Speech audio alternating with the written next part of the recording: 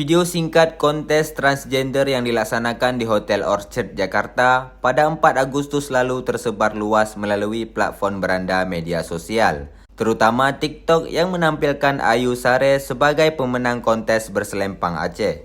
Haji Umar angkat bicara setelah sejumlah netizen meminta tanggapannya.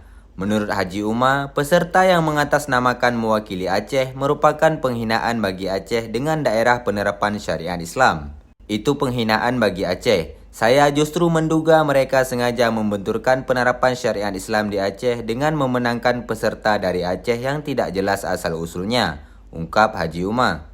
Haji Umar menambahkan orang Aceh hanya ada laki-laki dan perempuan.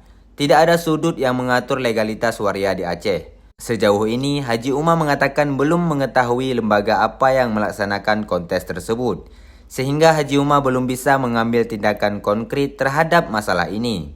Haji Umar melalui pemberitaan ini juga meminta panitia pelaksana kontes transgender tersebut harus meminta maaf kepada rakyat Aceh dan ke depan tidak boleh lagi ada penerimaan peserta mewakili Aceh. Mereka harus meminta maaf dan ke depan tidak boleh ada lagi peserta dari Aceh untuk kegiatan apapun atas nama waria atau transgender.